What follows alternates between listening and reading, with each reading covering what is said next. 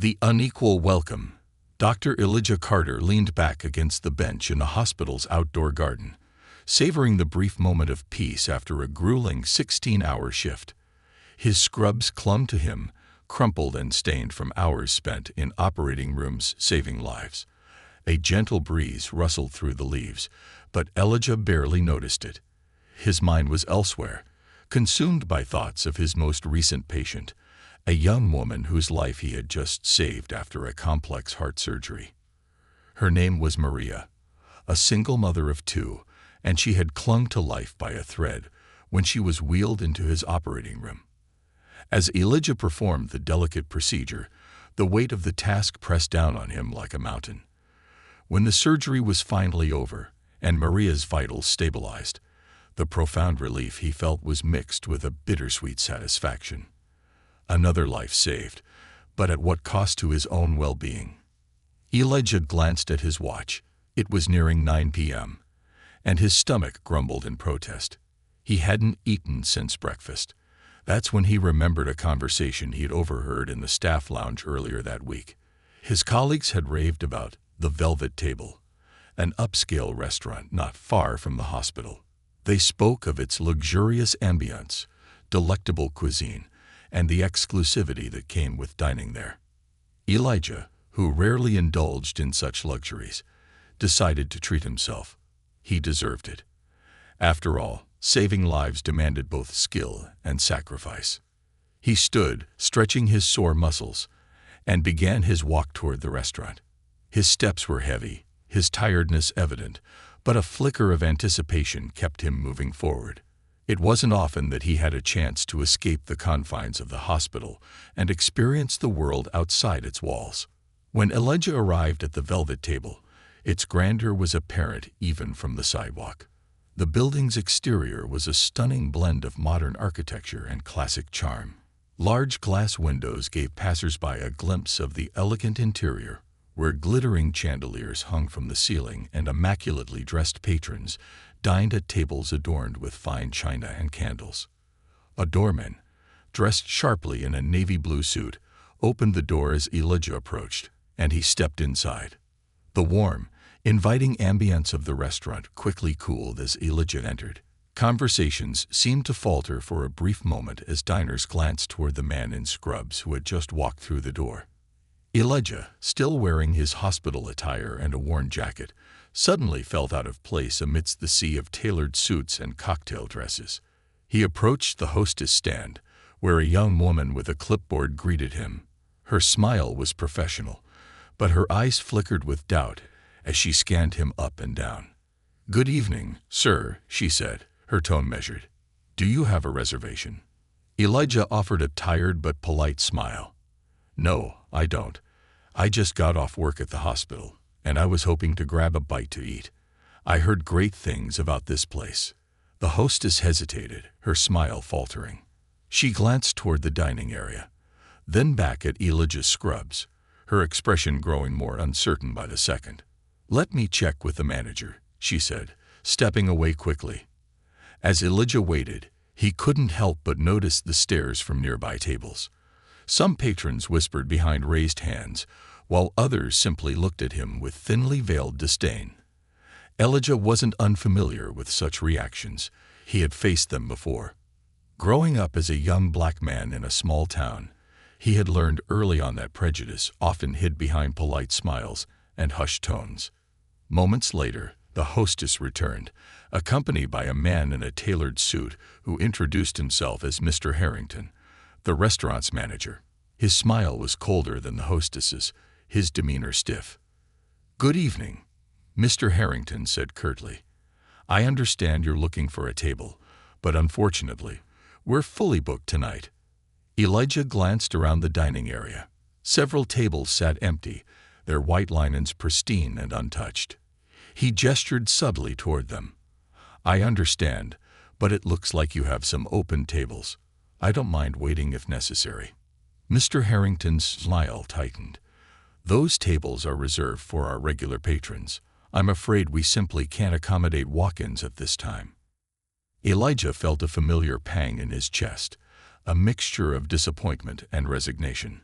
He'd faced obstacles far greater than this, and he knew better than to let it show on his face. With a calm and measured tone, he responded, "I see. Thank you for your time." He turned to leave, but as he did, another voice rang out, a loud, clear voice from a table nearby. "Excuse me," said an older woman with silver hair, her voice cutting through the restaurant's quiet murmur. "Are you a doctor?" Elijah paused, turning to face her. "Yes, Mom," he replied. "I'm a surgeon." Her eyes widened, and she stood from her chair, approaching him with a sense of urgency. "My son told me about you," she said, her voice trembling slightly. "You're the one who operated on him last month. He said you saved his life." Elijah offered a modest smile. "I'm glad to hear he's doing well." The woman's gaze shifted to Mr. Harrington, her expression hardening. "And you're turning him away?" she demanded. "Do you have any idea who this man is?" The restaurant fell silent as every eye turned to watch the unfolding scene. Mr. Harrington's face turned a deep shade of red, and he stammered for a response. I wasn't aware." The woman cut him off. "Perhaps you should have asked before deciding he didn't belong here." She turned back to Elijah, her tone softening. "Dr. Carter, please, join me at my table. I'd be honored." Elijah hesitated, glancing at Mr. Harrington, who now looked thoroughly chastened. The tension in the room was palpable, and Elijah knew this moment wasn't just about him. It was about something much larger. With a gracious nod, he accepted the woman's offer, and as he walked toward her table, the whispers around the restaurant grew louder. The eyes that had once looked at him with disdain now watched him with curiosity, admiration, and perhaps a hint of shame. As Elijah sat down, he couldn't help but feel a sense of quiet triumph. He wasn't one to seek confrontation, but tonight, he had made a point without uttering a single harsh word. And as he engaged in polite conversation with his new dining companion, he began to wonder how this experience might shape his actions in the days to come. Little did he know, this was just the beginning of an evening that would challenge perceptions and leave an indelible mark on everyone in that room. The ripples of respect. Dr. Elijah Carter sat at the elegantly set table, the candlelight casting a warm glow across his face. The older woman, who had so boldly intervened, introduced herself as Mrs. Eileen Worthington, a prominent philanthropist and mother of one of Elijah's former patients. Her son, a young architect named Andrew, had been in a near-fatal car accident just weeks earlier. Elijah had been the lead surgeon in the emergency operation that saved Andrew's life. "You'll have to forgive the intrusion, Dr. Carter," Mrs. Worthington said, her voice softening as she took a sip of her wine. "But when I recognized you, I couldn't let this injustice stand." Elijah nodded appreciatively. "You didn't have to do that, Mrs. Worthington, but thank you. I'm glad to hear Andrew is doing well." She reached across the table, placing a manicured hand on his. "My son owes his life to you. My family owes you a debt we can never repay." As their conversation continued, the dining room began to buzz with quiet murmurs. Patrons whispered among themselves, piecing together the story unfolding before them. The doctor, who had been dismissed as unworthy just moments ago, was now the guest of honor at one of the most prestigious tables in the restaurant. Meanwhile, across the room, Mr. Harrington stood rigid, his hands clasped tightly behind his back. His earlier confidence had crumbled under the weight of Mrs. Worthington's rebuke. He glanced at his staff, who avoided his gaze, their expressions ranging from embarrassment to guilt. The hostess, Mia, fidgeted nervously by the podium, unsure of how to handle the situation. Elijah, ever the professional, chose to focus on the kindness of Mrs. Worthington rather than the earlier slight. He was used to navigating such encounters with grace, but something about tonight felt different. This wasn't just another brush with prejudice. It was a moment that seemed to demand action, though he wasn't yet sure what form that action would take. As their meal progressed, Mrs. Worthington regaled Elijah with stories of her son's recovery and her work in the community. Elijah listened intently, his natural curiosity and empathy shining through. Yet, even as they talked, his mind drifted to the many others who might have been turned away from a place like this, dismissed without a second thought simply because they didn't fit the profile of a patron. Mrs. Worthington seemed to sense his distraction. She leaned in, her voice dropping to a conspiratorial whisper. "Dr. Carter, I can't help but notice you're holding something back. What's on your mind?" Elijah hesitated, choosing his words carefully. "I was just thinking about how many others might have faced similar treatment here or elsewhere and didn't have someone like you to step in." Mrs. Worthington's expression grew thoughtful. "You're right. It's a problem that goes far beyond this restaurant." She paused, her eyes narrowing with determination. "Perhaps we should do something about it." Elijah raised an eyebrow. "What do you mean?" She smiled slyly. "Let's make this more than just a dinner. Let's turn it into a statement." Before Elijah could respond, Mrs. Worthington turned and signaled for the restaurant's pianist, who had been playing soft background music, to stop. The room fell silent, all eyes turning to her. She stood gracefully, her commanding presence drawing the attention of everyone in the room. "Ladies and gentlemen," she began, her voice ringing out with practiced confidence, "I hope you'll forgive this interruption, but I feel compelled to say a few words." The murmurs ceased entirely, the room now hanging on her every word.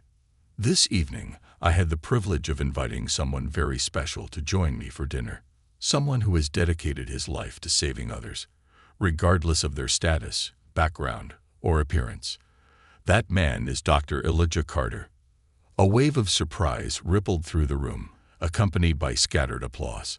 Elijah, who had instinctively begun to rise from his seat, felt his face flush with modesty.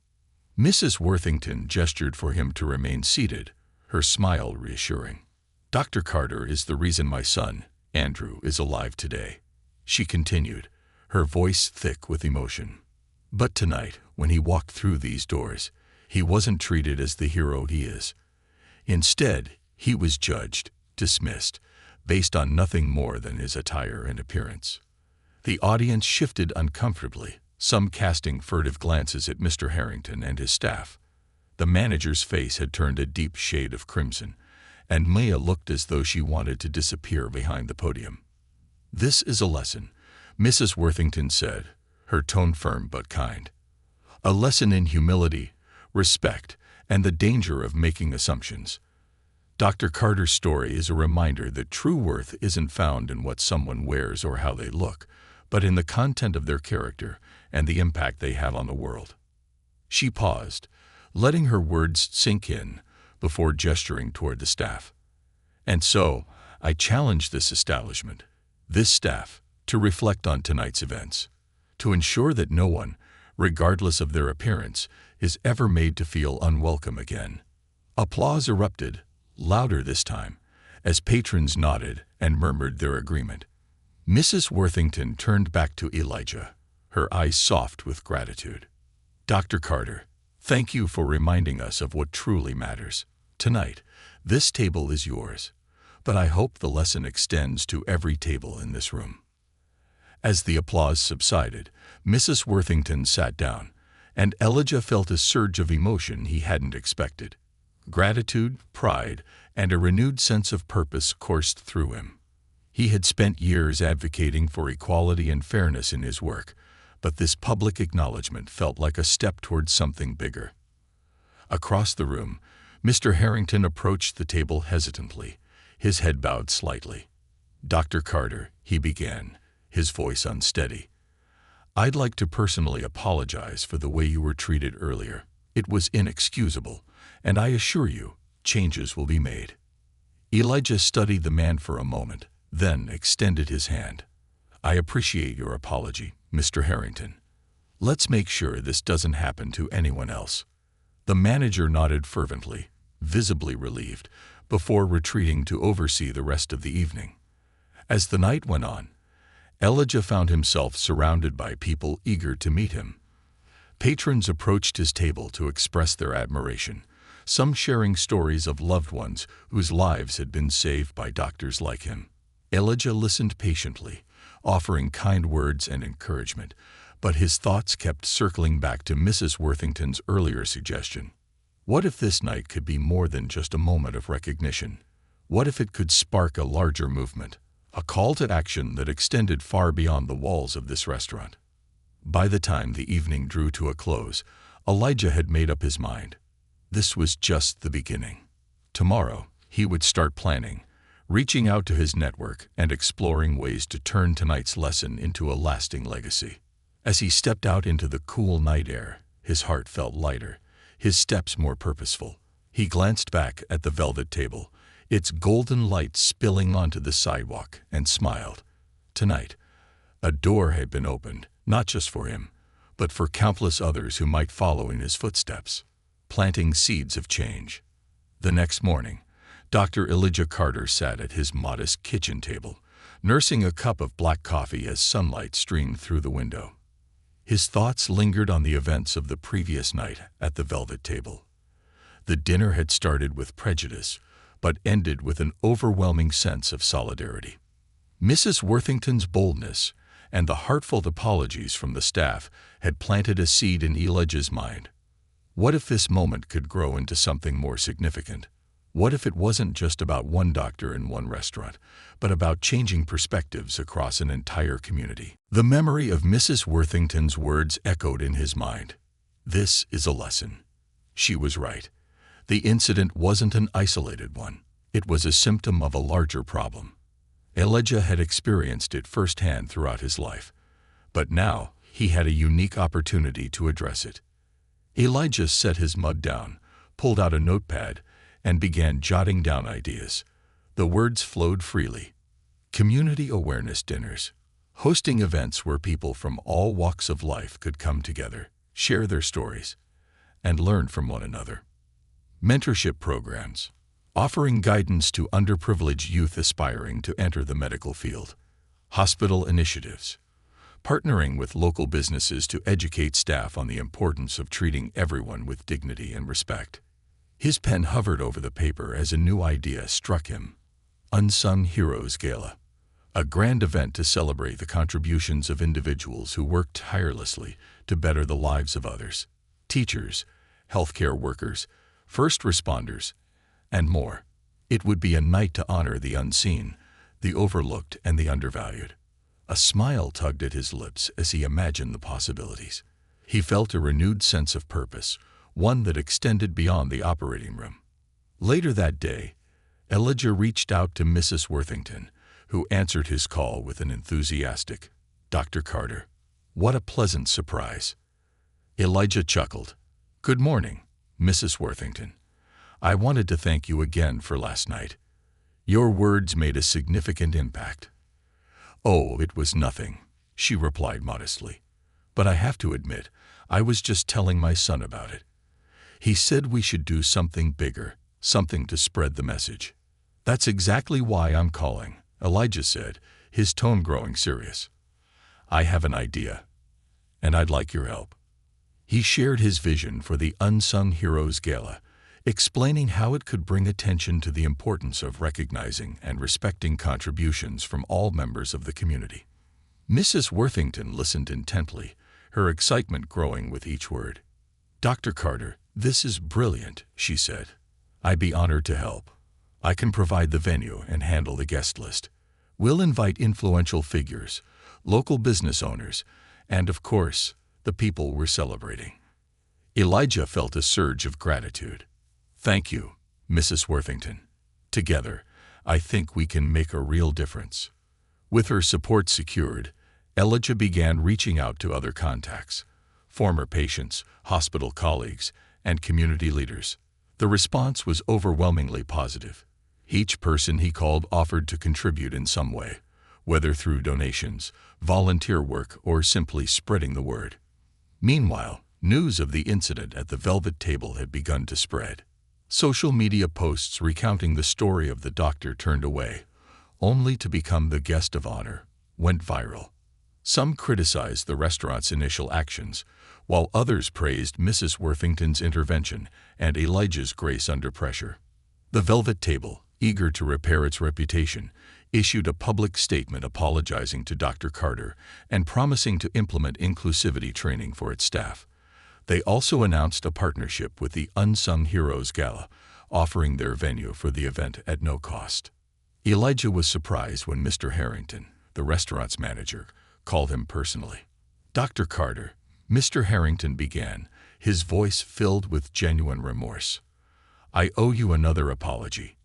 I've been reflecting on my actions, and I realize now how deeply wrong I was. I'd like to support your efforts in any way I can." Elijah appreciated the sincerity in his tone. "Thank you, Mr. Harrington. The gala will need all the support it can get." After ending the call, Elijah felt a flicker of hope. Change, it seemed, was already beginning. The next few weeks were a whirlwind of activity. The gala planning committee, led by Mrs. Worthington, worked tirelessly to bring Elijah's vision to life. Invitations were sent out, highlighting the event's purpose, to honor the everyday heroes who make our community stronger.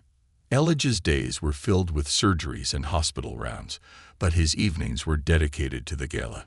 He worked with a graphic designer to create promotional materials and collaborated with a caterer to ensure the menu included diverse cuisines, symbolizing unity and inclusion. As the gala date approached, Elijah began to feel a mix of excitement and nervousness. Would the event achieve its goal? Would people walk away with a deeper understanding of the importance of treating everyone with respect? On the night of the gala, the grand ballroom of the Velvet Table was transformed. Elegant decorations filled the space, but the atmosphere was warm and welcoming rather than pretentious. Photos of teachers, nurses, firefighters, and other community members adorned the walls, accompanied by captions sharing their stories. Elijah arrived early, dressed in a sharp navy suit. As he looked around the room, he felt a sense of pride. This was no longer just an idea on a notepad. It was a reality, and it was beautiful. Guests began to arrive, their faces lighting up as they took in the decorations and mingled with one another. Elijah watched as people who might never have crossed paths before, business executives, single parents, medical professionals, and high school students, chatted and laughed together. Mrs. Worthington approached him, her smile radiant. "Dr. Carter, look at what you've done. This is incredible." "We did this together," Elijah replied. "Thank you for believing in the vision." As the evening progressed, a series of speeches highlighted the achievements of the honorees. A teacher who had spent decades mentoring at-risk youth received a standing ovation. A paramedic who had saved lives during a recent natural disaster shared her experiences, drawing tears from the audience. When it was Elijah's turn to speak, he felt a lump in his throat. Taking a deep breath, he stepped up to the podium. "Good evening," he began, his voice steady despite the emotions swirling within him. "Tonight is about more than just recognition. It's about reflection. It's about asking ourselves how we can create a world where everyone is valued, no matter their background or appearance." He paused, letting his words sink in. "Last month, I walked into this very restaurant and was turned away because I didn't fit the image of a typical patron." That moment stung, but it also inspired this gala. It reminded me that every obstacle is an opportunity to grow, to educate, and to build something better. The audience erupted into applause, their admiration for Elijah evident. As the night drew to a close, Elijah felt a profound sense of fulfillment. The gala had not only brought people together, but had sparked conversations about equality and respect, conversations that would continue long after the event ended. Walking out into the cool night air, Elijah looked up at the stars, his heart full. This was just the beginning, he thought. There was still much work to be done, but for the first time in a long time, he felt like change was truly within reach. Bridging the gap. The morning after the gala, Dr. Elijah Carter sat in his small apartment, staring out the window at the bustling city below. The glow of the previous night still lingered, but his mind raced with thoughts about what to do next. The gala had been a resounding success, But Elijah knew that one event alone wouldn't be enough to shift the deeply rooted biases that plagued society. Change required persistence, education, and opportunities to bridge the gaps that divided people. Elijah opened his laptop, the screen flickering to life with emails from guests who had attended the gala. Words of gratitude and support filled his inbox, but one message in particular caught his attention. It was from a high school teacher named Ms. Rachel Parker, who had attended as a guest of one of Elijah's former patients. Subject: Inspired by your vision. Dear Dr. Carter, I wanted to thank you for last night's incredible event. It was inspiring to see so many different people come together to celebrate unsung heroes. As a teacher, I've witnessed firsthand how societal biases limit the dreams of young people, especially those from underserved communities. Your story struck a chord with me, and it gave me an idea. What if we could take your message into schools? A program where students hear from people like you, individuals who face challenges and overcome them to achieve greatness. I'd be honored to help you develop it. Warm regards, Rachel Parker. Elijah leaned back in his chair, her words igniting a spark within him. Ms. Parker was right. Reaching young minds could be transformative. He began to envision a mentorship and outreach program, one that would empower students and give them the tools to rise above societal prejudices. Without hesitation, Elijah replied, setting up a meeting with Ms. Parker to discuss the idea further. As he hit send, he felt the first stirrings of excitement. The gala had been a powerful starting point, but this could be the next step in turning his vision into a movement. A new beginning. A week later, Elijah arrived at Union High School, a sprawling campus in one of the city's most underserved neighborhoods. Ms. Parker greeted him at the entrance, her warm smile and firm handshake instantly putting him at ease. It's a pleasure to finally meet you in person, Dr. Carter, she said, leading him toward the school's auditorium. The students are excited to hear from you. I've told them a little about your story, but I think hearing it directly from you will make a lasting impact. Elijah nodded, his nerves tingling with anticipation. He had spoken to medical students and professionals before, but this felt different. These young people weren't just an audience, they were the future. The auditorium buzzed with energy as hundreds of students filed in, their chatter filling the space. Many of them looked curious, their eyes darting toward Elijah as he stood near the stage. Others appeared indifferent, their slouched postures and skeptical expressions suggesting they didn't expect much from the event. Ms. Parker stepped up to the microphone, her voice cutting through the noise. Good morning, everyone. Today, we have a very special guest. Dr. Elijah Carter is a renowned surgeon who has not only saved countless lives, but has also faced and overcome challenges that many of us can relate to. Please join me in giving him a warm welcome. The students clapped politely, though some seemed more enthusiastic than others. Elijah stepped forward, his heart pounding. He took a deep breath and began. Good morning, he said, his voice steady but warm. I want to start by telling you a story, not about a doctor, but about a kid who grew up right here in this city. The students quieted, their curiosity piqued. This kid lived in a neighborhood not too different from yours, Elijah continued. He loved science and dreamed of becoming a doctor, but everyone around him told him it was impossible. He didn't have the right connections, the right resources, or the right look. People said he should aim for something more realistic. He paused, letting the words sink in. A few students leaned forward in their seats, their interest growing. That kid was me, Elijah said, his tone soft but firm. And I'm standing here today as proof that those voices were wrong. The auditorium fell silent as Elijah shared his journey. The long nights studying, the rejection letters from medical schools, and the discrimination he faced even after earning his white coat.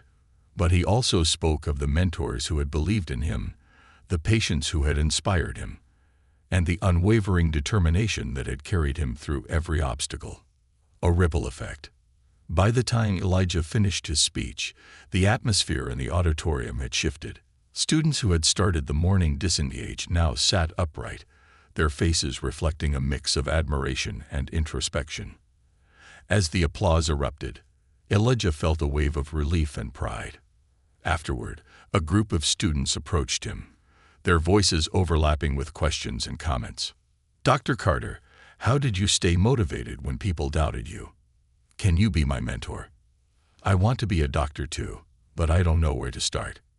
Elijah listened intently, offering words of encouragement and practical advice. Ms. Parker watched from the sidelines, her heart swelling with hope. She could see the seeds being planted, the spark of inspiration in her students' eyes, building momentum. Over the next few months, Elijah and Ms. Parker worked tirelessly to expand the program. They recruited other professionals, doctors, engineers, artists, and entrepreneurs who had overcome adversity to share their stories with students across the city. The program, aptly named Bridging the Gap, quickly gained traction, drawing attention from local media and community organizations. One day, Elijah received an email from Mr. Harrington, the manager of the Velvet Table. It was brief but heartfelt. Subject: an opportunity to contribute. Dear Dr. Carter, I've been following the progress of your program, and I'm deeply moved by the work you're doing. I've taken your words to heart and have begun implementing changes at the restaurant, including hiring a more diverse staff and instituting inclusivity training. I'd like to offer the Velvet Table as a venue for your mentorship sessions or any future events. It's the least I can do to support your mission. Warm regards, Andrew Harrington. Elijah read the email twice, a small smile spreading across his face. It was a reminder that change wasn't just about confronting prejudice. It was about creating opportunities for growth and understanding. A new horizon. As Bridging the Gap continued to grow, Elijah began to see the ripple effects of his efforts. Students who once doubted their potential started applying to colleges and trade programs. Community members who had once felt overlooked began to find their voices, advocating for equity and inclusion in their own spheres of influence. For Elijah, the journey was far from over. But as he stood at the front of another packed auditorium, preparing to share his story once more, he felt a profound sense of purpose. This wasn't just about him. It was about everyone who had ever been told they didn't belong. It was about building a world where every life, every dream, and every voice mattered. And with each step forward, Elijah knew he was helping to bridge the gap, one story, one lesson, and one life at a time. The catalyst for community change. Dr. Elijah Carter's Bridging the Gap program was quickly becoming a movement, with schools and community centers eagerly inviting him to speak. The program's success resonated far beyond its initial goal of inspiring youth. It was sparking discussions about equity, opportunity, and the hidden prejudices that permeated everyday life. Yet, as Elijah watched the program grow, he realized it was time to expand its reach even further. One evening, Elijah sat in his small, cluttered home office, flipping through notes he'd taken during recent speaking engagements. Common themes emerged in the feedback from students and community leaders: access to resources, mentorship, and a need for sustained support systems. Elijah knew that one-time speeches could ignite a spark, but lasting change required something more tangible, something permanent. His phone buzzed, pulling him from his thoughts. It was Mrs. Worthington, her familiar voice as vibrant as ever. "Elijah," she began without preamble, "I've been thinking about bridging the gap, and I believe we can do even more. Are you free for dinner tomorrow? There's someone I want you to meet." Elijah agreed, intrigued by her tone. Mrs. Worthington was not one to make casual requests, and he trusted her instincts implicitly. A dinner of possibilities. The next evening, Elijah arrived at Mrs. Worthington's home, a sprawling estate that exuded old-world charm. She greeted him warmly at the door, ushering him into a dining room where another guest awaited. The man, in his late 40s, introduced himself as Robert Langston, a philanthropist and the CEO of a prominent foundation dedicated to social justice initiatives. "Elijah," Roberts Foundation specializes in funding programs like Bridging the Gap, Mrs. Worthington explained as they sat down. When I told him about your work, he insisted on meeting you. Elijah nodded politely, still unsure of the purpose behind the dinner. I've read about what you're doing, Dr. Carter, Roberts said, his tone earnest. And I want to help. What you've started is exactly the kind of grassroots initiative our foundation aims to support. But I have a suggestion. Elijah leaned forward, curiosity piqued. What if we took Bridging the Gap and turned it into something more structured? A community hub. An actual physical space where people can come for mentorship, resources, and guidance. Elijah felt his breath catch. He'd considered such an idea in passing but had dismissed it as overly ambitious. A dedicated space would require funding, planning, and a team to manage it. I'm not sure where to begin, Elijah admitted. The program is still growing. It feels too soon to think about something like that. Robert smiled. That's where we come in. My foundation can provide the funding, connections, and expertise to help you get this off the ground. All I need is your commitment. Mrs. Worthington placed a reassuring hand on Elijah's arm. You've already proven you have the vision and the heart for this, Elijah. Let us help you bring it to life. Elijah sat back, the weight of their words settling over him. The idea was daunting, but it was also exhilarating. A permanent space would mean reaching even more people, creating a lasting impact that could outlive him. After a long moment, he nodded. I'm in. The Carter Center for Community Empowerment. The months that followed were a whirlwind of activity. With Roberts Foundation handling the logistics, Elijah found himself working closely with architects, community leaders, and educators to design what would soon be known as the Carter Center for Community Empowerment. The center would house classrooms, mentorship offices, and a multipurpose space for workshops and events. There would also be a resource library filled with books, digital tools, and career guides for students and adults alike. Elijah insisted on one key feature: accessibility. The center would be located in a neighborhood that needed it most, and every service would be free of charge. He wanted the center to be a beacon of hope for people who had been told they didn't belong or couldn't succeed. A tipping point. As construction on the center progressed, Elijah continued his outreach work. One day, he received an unexpected call from Andrew Harrington, the manager of the Velvet Table. Dr. Carter, Andrew began, his voice hesitant. I heard about the Carter Center, and I'd like to contribute. I've made mistakes in the past, and I want to make things right. Elijah, ever gracious, thanked Andrew for his offer. The former manager proposed hosting a charity dinner at the Velvet Table, with all proceeds going toward the center. Elijah agreed, seeing it as another opportunity to bring people together. The dinner was a resounding success. Guests from all walks of life filled the restaurant, their conversations buzzing with excitement about the upcoming center. Elijah gave a short speech, emphasizing the importance of unity and the power of community. For Andrew, the event marked a turning point, a chance to rebuild his reputation and align himself with the values Elijah stood for. The grand opening.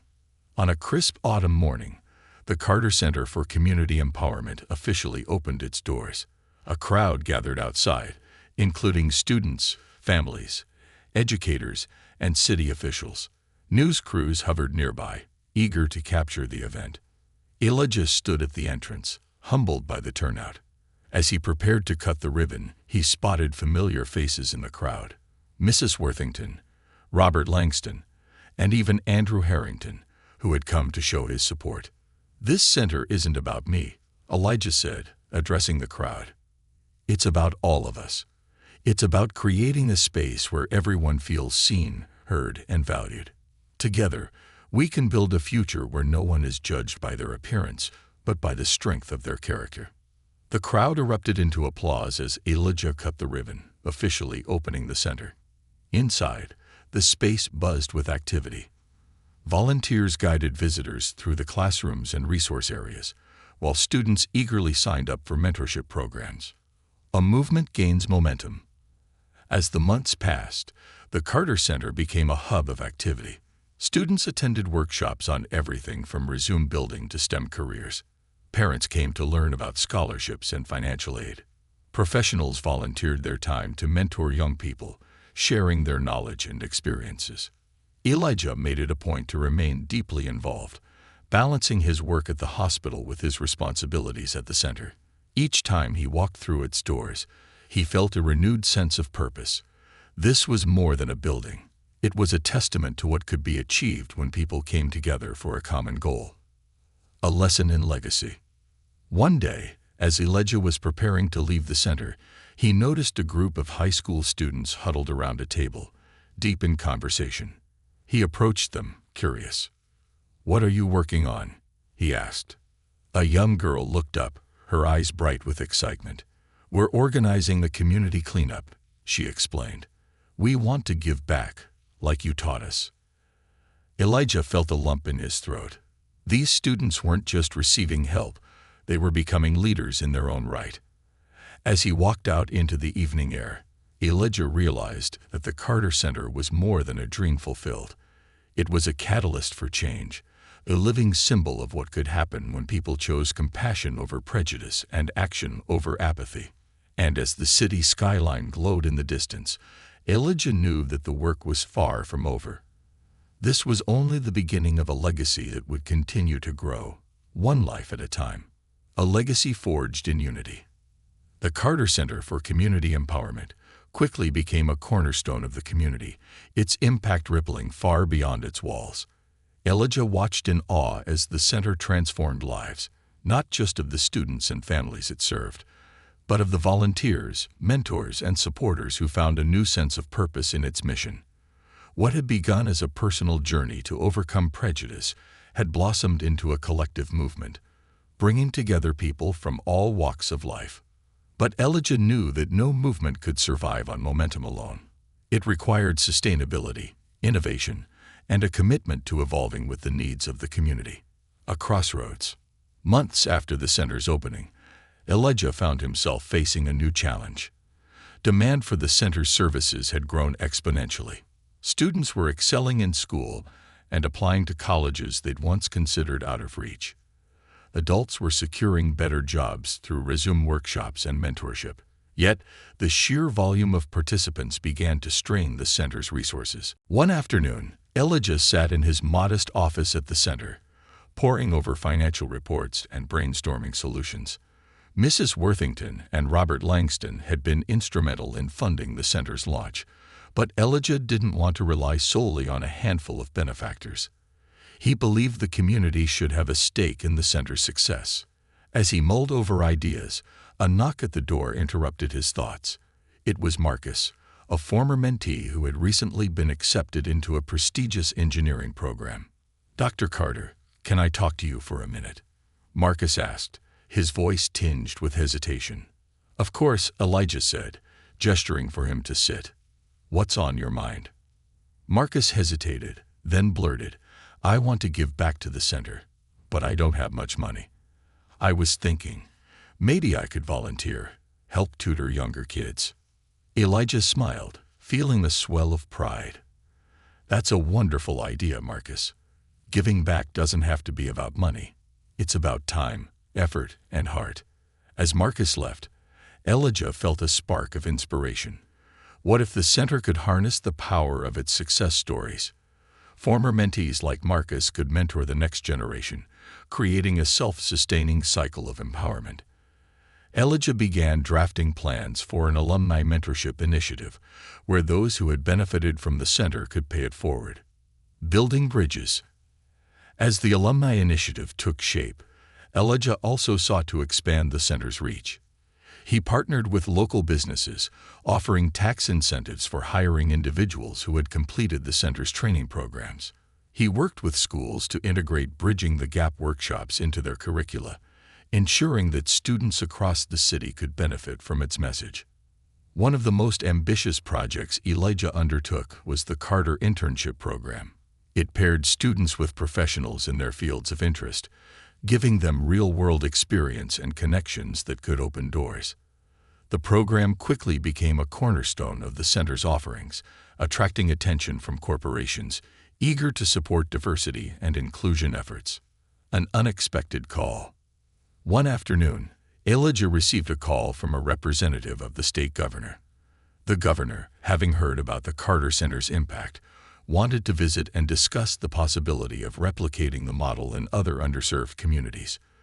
Dr. Carter, the representative said, "What you've accomplished here is extraordinary. The governor believes it could serve as a blueprint for statewide initiatives." Elijah was stunned.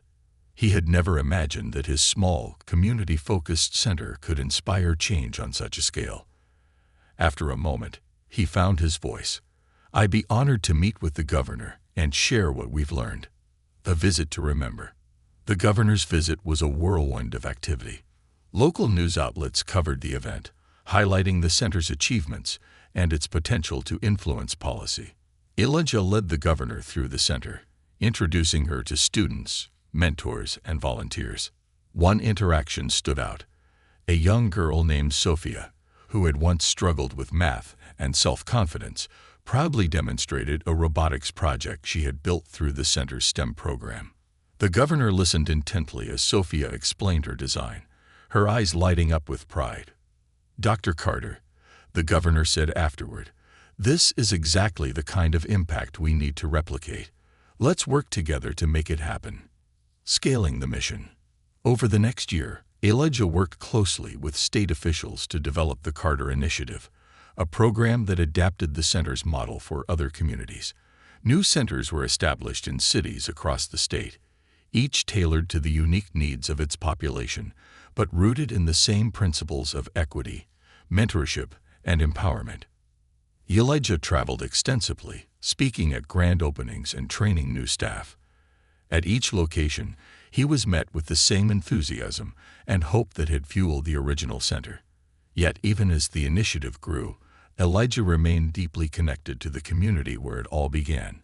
He continued to mentor students, host workshops, and meet with volunteers, ensuring that the Carter Center remained a vibrant hub of support, recognition, and reflection. As the years passed, Elijah's work garnered widespread recognition.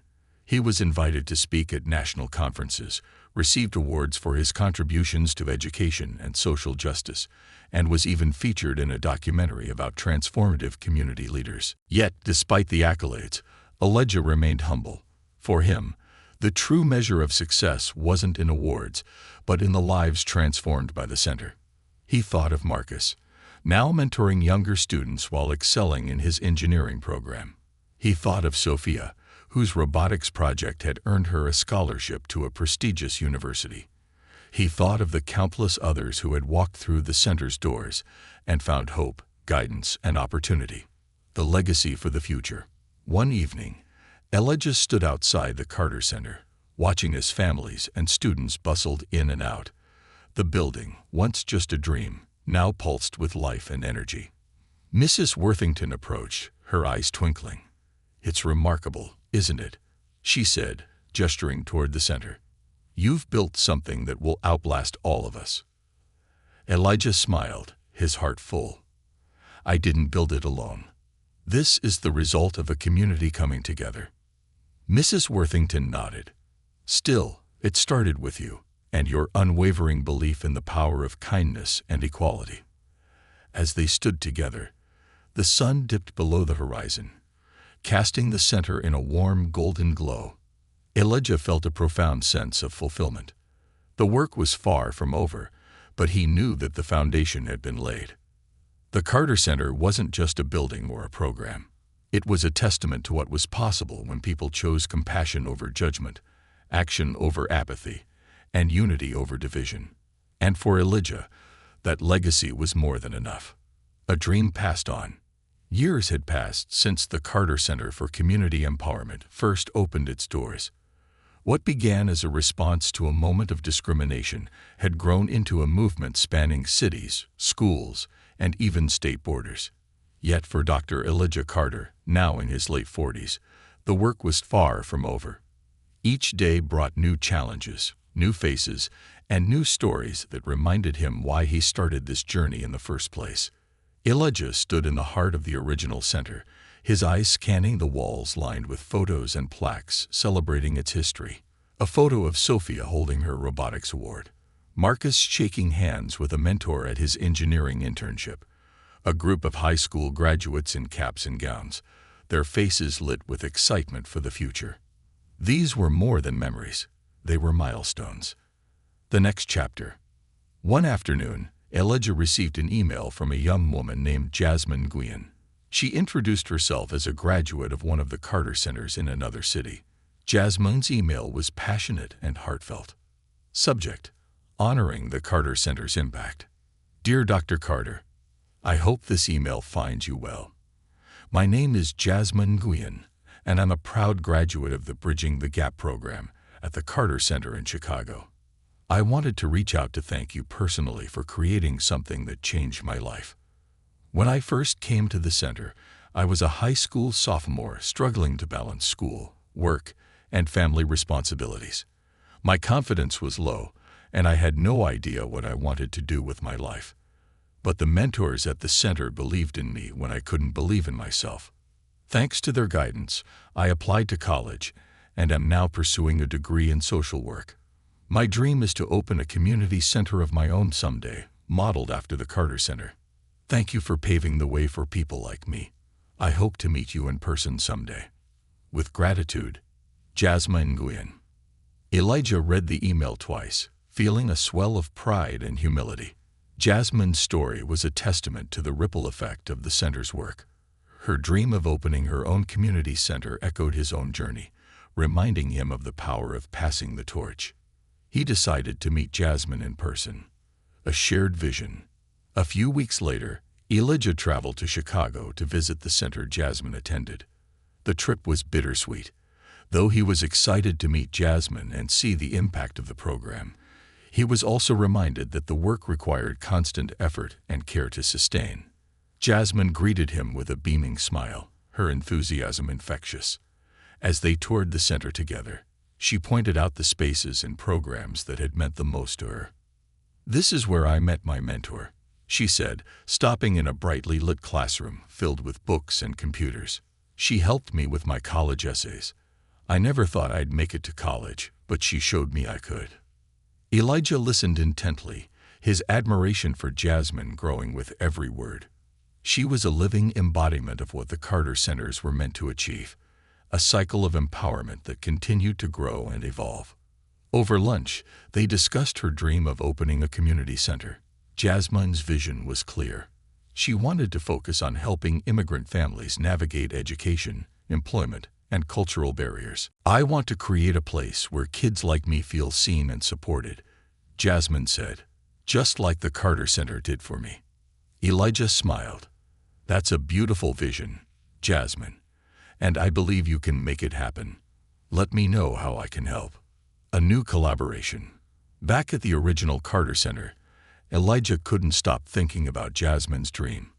It reminded him of his younger self, filled with ambition but unsure of where to start. He decided to take a bold step, creating a leadership program to train alumni like Jasmine to open their own centers. The Legacy Leaders program would provide training, mentorship, and funding for individuals who wanted to carry the Carter Center model to new communities. Elijah pitched the idea to Robert Langston, who immediately pledged his foundation's support. "This is exactly what we need to ensure the longevity of your mission," Robert said. "Let's make it happen." The first cohort of legacy leaders included Jasmine, Marcus, and 5 other alumni from various Carter Centers. Elijah worked closely with them, sharing his experiences and guiding them through the process of planning and launching their own centers.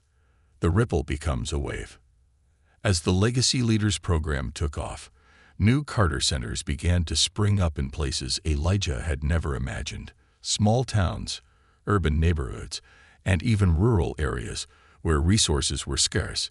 Each center retained the core principles of equity, empowerment, and community, but each also adapted to the unique needs of its location. Jasmine's Center, named the Lighthouse, opened its doors 2 years after she joined the program. Elijah attended the grand opening, watching with pride as Jasmine cut the ribbon and addressed the crowd.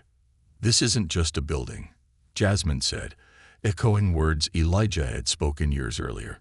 "It's a symbol of what we can achieve when we come together."